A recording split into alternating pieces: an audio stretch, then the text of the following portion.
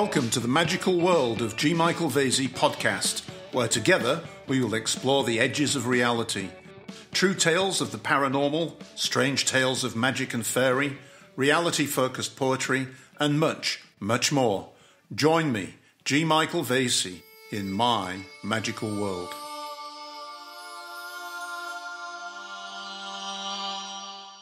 Hello, and for this edition, we have a very special guest all the way from the Philippines, Thomas Bauerle. Thomas wrote a book about ghosts, in particular the ghosts of Japan, where he spent many years, interviewed a lot of students. He's an English teacher, and the book is a compilation of both his personal experiences living in Japan and also those of the students and their friends, kind of a bit like me, a collector of stories. Many of the stories are old hag-type stories. Others are simple hauntings and just interesting and somewhat scary ghost stories from Japan. Well, we had the pleasure of publishing his book, and I've never actually spoken with Thomas, even though I've edited his book and put it out. And so it was very nice to actually sit down and have a bit of a discussion with Thomas Bauerle.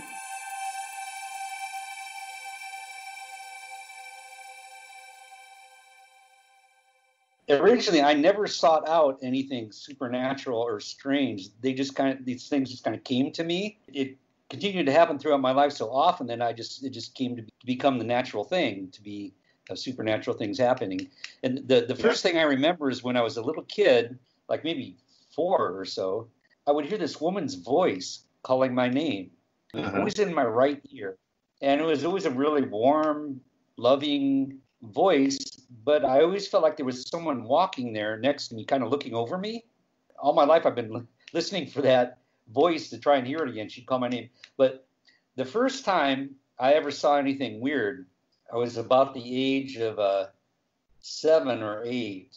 And I was sleeping in my bedroom at night, and suddenly the room just felt cold, like I was lying at the bottom of the ocean or something. That the air felt really heavy, pressing down on me and cold. And I woke up and looked, and this man walked by my bed, just kind of staring straight ahead. He kind of zombie-like, he looked like a ghost, I don't know how else to explain it. Just kind of walked past my bed, went in my room to the other, and disappeared through the wall. And I sat up kind of rubbing my eyes, trying to figure out if that was a dream or not. And then another one walked past. And at this point, I was kind of freaking out. So my bedroom was on the second floor, ran out into the hallway. When I looked down the stairs, there was like this whole parade of people at the bottom of the stairs marching by. It looked like a parade of the dead. I don't know what it was. I just know what I saw. Men, women, children, all kind of stumbling by, I didn't want to go down there. So, I called out for my mother, and she woke up kind of pissed off, because I was 7. I wasn't scared of the dark anymore. She didn't even see them. She walked right through them. And then I went down, told her I had to go to the toilet, went down and came out, and they were gone. So I thought that was kind of strange.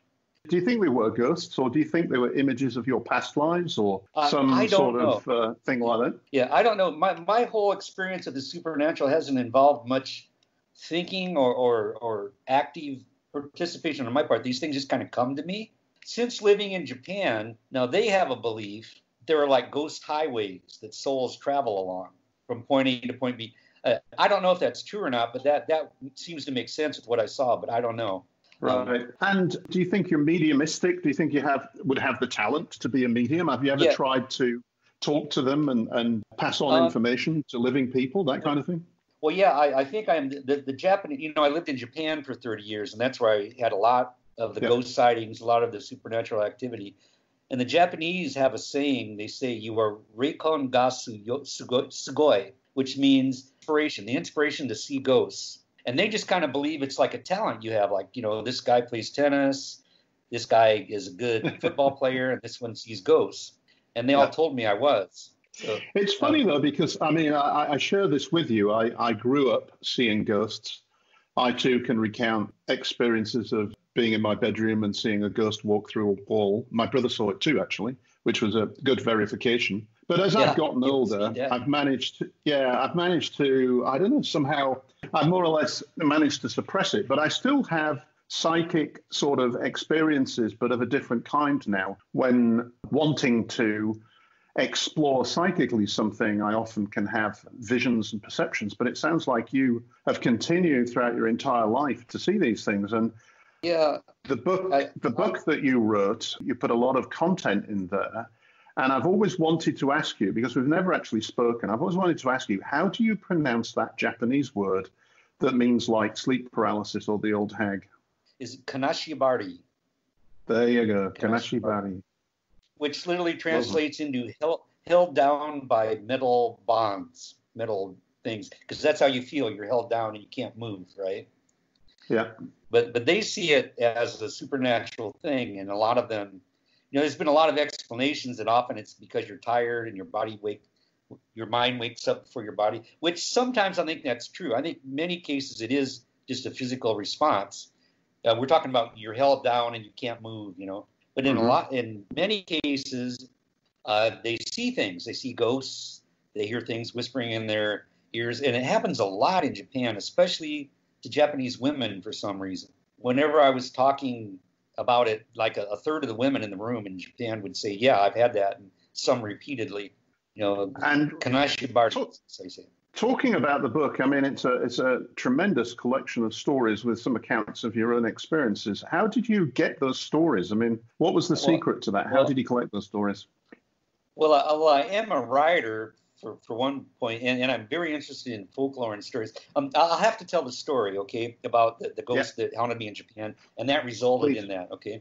So I rented this old Japanese house, and it was the traditional thing with tatami mats and shoji paper doors. And when I got there, a lot of Japanese have what they call a butsudan, a Buddhist altar to their dead ancestors in the house. But this was so old, it had a Shinto kamidana, which is a little house for the gods in the middle of the hallway. And when I looked around the house, when I first got there, around every doorway and window on either side, there was a gold 5-yen coin. Now, these are considered lucky. They have a little square hole in the middle. Mm-hmm. And they're considered to have a power to keep away ghosts and things like that. I thought that was kind of interesting, I lived there for 2 years and nothing happened. And then they tore down the house across the street. And shortly after that, I was a teacher at a university, and I had a barbecue party in my backyard for one of my classes. The students cooked on the hibachi and sang songs. And toward the end of the night, most of the kids had gone home, and the ones that liked to drink were in my living room drinking. And suddenly one of the girls jumped, said, "Yuko, what's wrong?" She said, "Sensei Tom, do you have a dog or something?" We said, "No." She said, "Something big and white just went down your hallway." So we went and looked, and there was nothing there. And we all said, "Oh, she's drunk." Now here to me is the weird part of the story, weirder than the ghost even. The next day I got a phone call from Yuko. She said, "Sensei Tom, I had a dream about you last night." I said, "Yeah." She said, "I dreamed there's a ghost in your house. It's a ghost of a young woman, and she likes you. She watches over you and protects you." And I didn't know how to respond to that. So I said, "Oh, that's a nice dream," and hung up, forgot about it. The next weekend, these are in my wild days, I went drinking with a New Zealand friend of mine, and we got really blasted, and the trains had stopped, so he lived out of town. So I said, "Just stay at my house tonight. I have an extra bedroom." So the next morning, he looked terrible. His face was green. And I was joking with him, too much Guinness, too much Old Bushmills whiskey. And he said, no, man. He says, "I have to tell you, I couldn't sleep because I swear to God, last night there was a girl standing at the end of my bed looking at me." Now I hadn't told him about this phone call, and I'd forgotten about it. I said, "What are you talking about?" He said, "Well, she would be there standing, and I could see her in the corner of my eye, and when I looked directly at her, she'd be gone. When I looked away, she was there all night." He said, "I don't want to eat breakfast in your house. Let's go to Denny's." So I said, "Okay." And I forgot about it. Then a couple days later, I was laying on the sofa grading student papers, and suddenly I heard a woman's voice whispering in my ear in Japanese. And I could even feel her breath on my ear. And I turned and looked, and there was nothing there. So I thought, well, I'm dreaming or something. A couple days later, I was laying on that same sofa, and I'd fallen asleep with my head kind of hanging up. I was on my back with my head hanging off. And suddenly I woke up, and there she was. There was this beautiful woman standing there looking over me, just staring right down at me. It was the most beautiful woman I'd ever seen. She was a young Japanese girl, about 20, with long, wavy black hair, and she was wearing a white dress, but not a kimono. It was like an old European-style dress with lace around the throat and the sleeves, and her smile, a very beatific, very loving smile on her face. So I wasn't really scared. I was just kind of freaked out. And she was there for like about 10 seconds. And then she faded away. And after that, she was just like there all the time. You could hear her walking on the tatami mat. I didn't see her full on that often, but you could hear her. You'd see her shadow on the paper door separating the rooms. One time I had a Japanese girlfriend there, and we went out to dinner with her and two of her friends, and it got late. So I said, why doesn't everyone stay at my house? And the next day, they were angry at my girlfriend. She said, what did I do? And she said, you kept us awake. You were walking around our room all night. She said, well, I wasn't there. And he said, well, that's the ghost. They said there was a girl with long hair walking around our room like you. So I wanted to know what was going on. So I went to my landlord, who was a Japanese guy who taught English in junior high school. And a very sweet guy. He and his wife were very sweet. Katori-san, did anything strange ever happen in that house, like a murder or a suicide or something? And he said, why would you ask me that? I said, there's a ghost in the house. And he got very angry, which freaked me out because he was such a sweet guy. And he went and was talking to his wife in rapid Japanese I couldn't understand. And he called his brother, who was a businessman, was talking. And he came back and he said, no cheap rent. And it turns out in Japan, there's actually a law that if there was a suicide in your room or your house, or if there's a ghost there, it's considered damaged apartment. And you can actually ask for cheaper rent. Good It's actually a law. So yeah. He thought I was making up a story to get cheaper rent, right?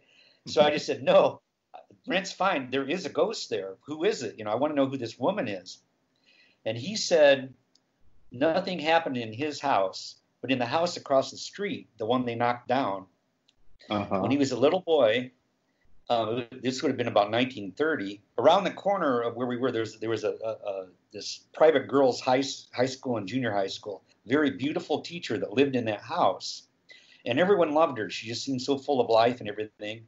And then one day she hung herself. She killed herself, and it devastated the whole neighborhood because they didn't know why. They never could find out why. She just seemed so perfect. And he said, that sounds like her. She always wore those European-style dresses, which were popular then. And he said he thought she was in that house across the street, and when they knocked it down, she came across and came into my house. So for like 6 years, I lived there with her, and she was kind of like one of the family. When I came home, I'd say, I'm home in Japanese, How I wrote the book, I would tell this story to some of my friends, and I found out in any gathering of people, about a third of the people have seen ghosts or something like that, but they just don't talk about it. So I started asking them their stories, and then I would ask my students, like my university students, if they had any stories like that. And everyone started telling me their stories, and I started taking notes, and I collected thousands of them. And one reason why I wrote the book is to tell people this is a normal thing. It's actually pretty commonplace to see ghosts. People do it all the time, and if you see them, you're not crazy. Okay, there was one lady who said she'd seen ghosts since she was little, and her parents put her in a mental hospital and everything until she found a group of people that would listen to her and got some validation she was okay. So that's the reason I wrote the book. And as you say, a lot of them are sleep paralysis stories, and I think that's a very common phenomena that has different names and different cultural connotations, obviously in different countries. And I read about scientists. The scientists want to always explain things in very materialistic ways, and they suggest that the experience is a result of the sleep paralysis. But I was on a train overnight to Germany a couple of 3 years ago, and I had a very, very strong sleep paralysis experience on that sleeper carriage, alone in a first-class sleeper carriage on this train. I was wide awake. I could not move. I could hear the people next door laughing and joking. I could hear the train sounds and the rattles and everything. And there was this entity sitting up in the luggage rack, and it came down and sat on me. And I was absolutely terrified that this thing was going to do something nasty to me, sexually nasty to me, right? And I could not move. And then the train hit a jolt, and I woke up. And here's the thing. It was still there, and it went back into the luggage rack. And I sat on the bed for the next half an hour staring at this little cloudy area in the luggage rack, and it staring back at me. I went for a walk. I thought it was gone. I tried to sleep again. I had the same experience. I woke up in sleep paralysis. the thing was sitting on me. And I did not sleep that entire night. And that caused me to write one of my books as well and do a bit more research. And it was at that time that I realized much of your book was recounting that same kind of experience. So Right. I don't know whether it's real or not, but I suspect, I've got a theory that there are parasitic entities that feed on human fear. I'm sure there are. I'm convinced. It's like a lot of things. A lot of times people report ghost stories and that, and I'm pretty logical person in many ways. Always try to look for a logical explanation first, and maybe even 90% of the time there is, but there's that other 10% where no, there's the scientists call it what hypnagogic sleep, isn't it? Yeah. Sometimes it happens where your mind wakes up before your body does, and you can't move your body in. And I'm sure maybe over half the time that's true. But there's so many accounts like you have where they actually see an entity. And in Japan, they talk about it all the time. It happens so often. And if you read that chapter, they will talk about seeing an old woman come and sit on them, or a young girl, or one of my students. She said she saw her. She had that Kanashibari, sleep paralysis, and her uncle was sitting there. And he whispered in her ear and told her where he'd hidden some official documents the family needed or something. Yeah. And she went and found them. They were right where he said they were. Amazing. One of the interesting stories in there at the university where I taught, there was a lady there from Jamaica. Yeah. And she was in the office there next to mine. Her mother had one when they were in Jamaica, and it was her uncle told her, was sitting on her mother's chest and told her, I'm cold, I'm wet. And she went and found his grave had been broken into and the water was leaking in. So she filled it up, right? Well, this lady from Jamaica, when she had the same thing in the office next to mine at the university, and she's a very strong woman. She said when she could move again, she stood up and said, this office isn't big enough for the two of us. You get out now. And it did, but it came over to my place. And is that the incident with the footmarks that you photographed? Yeah. I get little wrappings, and then outside of my door, and it was another professor who pointed it out first. Outside my door of my office, there's this tile, solid tile on the floor, and a metal floor beneath it. A footprint started appearing. And it wasn't dirt, and it wasn't a depression. It was raised up like 3D, a right footprint, barefoot, like walking out of my room. And we looked at that, and I'd call people and say, can you give me a logical explanation for that? And at the same time, I was getting all these weird wrappings and stuff in my room. And I talked to philosophy professors, scientists, and can you give me an explanation how a footprint can rise up on a solid tile up? And they couldn't. And then a little later, a second one started appearing. And then they were just there. We had no idea what made them or whatever. But I'm sure it had something to do with my propensity to attract such things. What is the scariest experience that you've had? And what is the most bizarre? The scariest experience was I got married to a lovely lady from the Philippines. We were living in another house in Japan, and there was actually a poltergeist there. And so many things happened. They started slowly and build up so that after a while, it kind of seemed to be normal. I had lived there for like 6 years or so, and nothing had happened. After a while, I'd be sleeping, and I'd feel like wings flying past my face like a bird or something was there. And I'd turn on the light, nothing was there. And then after a while, there would be a slap on my pillow, like someone trying to wake me up and say, look at me. And I'd look, and there'd be nothing there. And it happened so often, I'd sit up and talk to it and say, look, let me sleep. I don't know what you want, but, leave me alone. Then the floorboard next to the bed started squeaking like someone was standing on it, pushing. Now, the most bizarre thing that happened, before I got married, I had a Japanese girlfriend who had a history of some mental problems. And we had made love. She was staying over, and she was sleeping in my bed. Now, she was laying in the bed and up against, next to the side that was facing the wall, and I was on the other side, which is open. And suddenly she started screaming in her sleep at the top of her lungs, like a horror movie, screaming. And then right next to me on the bed, something started stomping back and forth like a heavy, huge thing in jackboots. Stomp, stomp, stomp, and it turned and come by. Stomp, stomp, stomp. Right next to me. And I woke her up and the stomping stopped. And she said, "Why'd you wake me up?" I said, "You were screaming." She said, "No, I wasn't." And she went back to sleep and she immediately started screaming again. And then these stomping started. And I woke her up again. This happened 5 times. And I have no idea what that was, but it was connected to her somehow. Then I got married and the Philippine wife came, and she would have terrible nightmares every time she slept in the bedroom. And one time on a Sunday, we were taking a nap, and I woke up and I saw her there, and there was a woman bending over her, like reaching down to touch her. It was an Asian woman. I don't know who it was. And I called out to the woman and said, "Stop, what are you doing?" And she looked at me and smiled and disappeared. And then things started happening just one after the other. We would hear, like upstairs, like a crowd of people moving furniture around. It was an empty room. There was nothing in there. It was a storage room. We'd go up and look. Nothing was there. It was very loud. Then we had what really freaked me out was what we called the midnight party. At about midnight, every night for a month, at the kitchen table, 2 chairs facing each other on either side of the table would start squeaking and moving around like people were sitting in them. And I go up and stand, and that for some reason scared the shit out of me. I don't know what it was, but I turned ice cold. Okay. I could stare down ghosts, and ghosts don't scare me at all anymore. That scared me. And after a month, that stopped.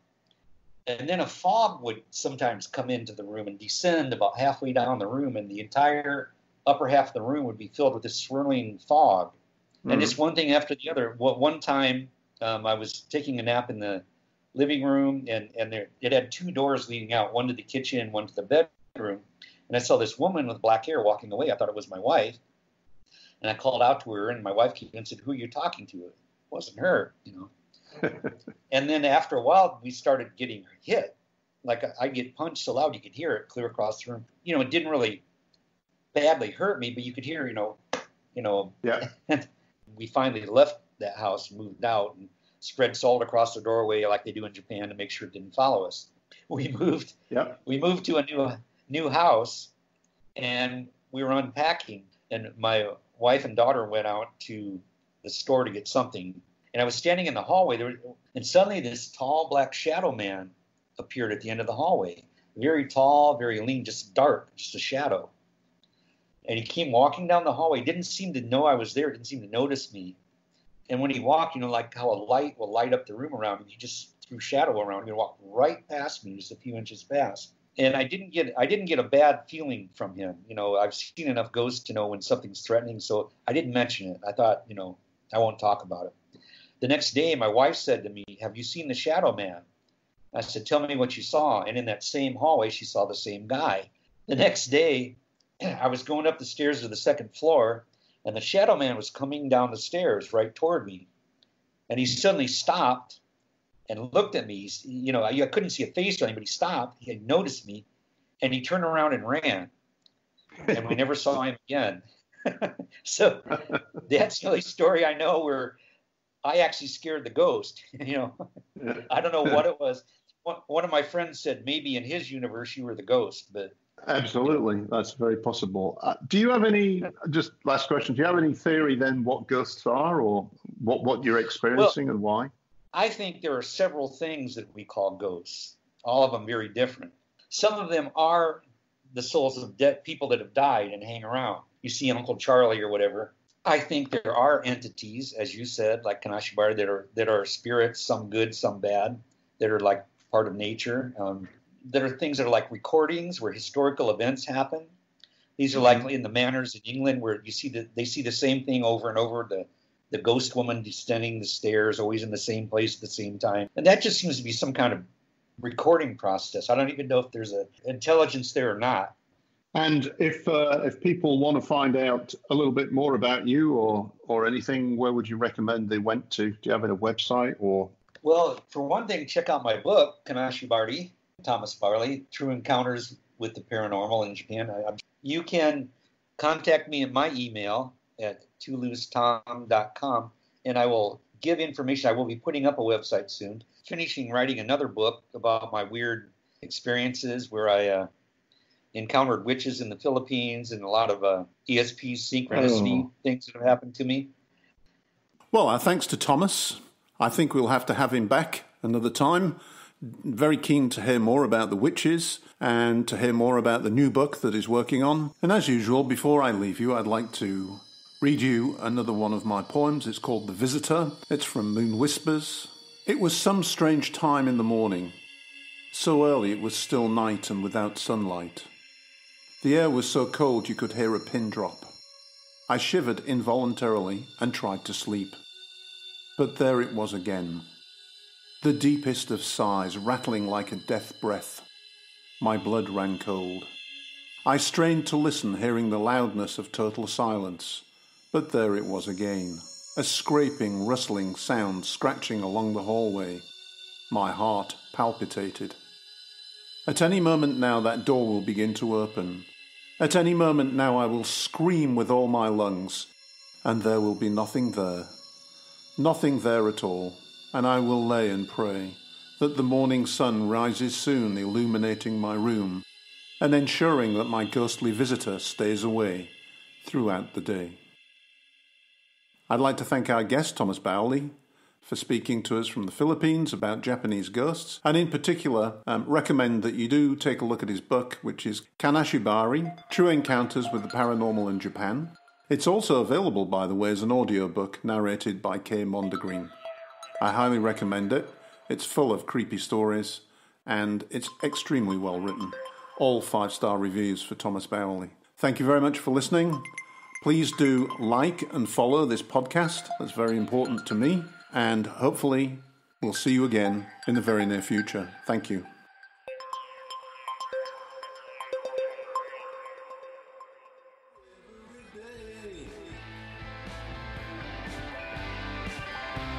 And then I thought of you some more. It's my life. It's my life.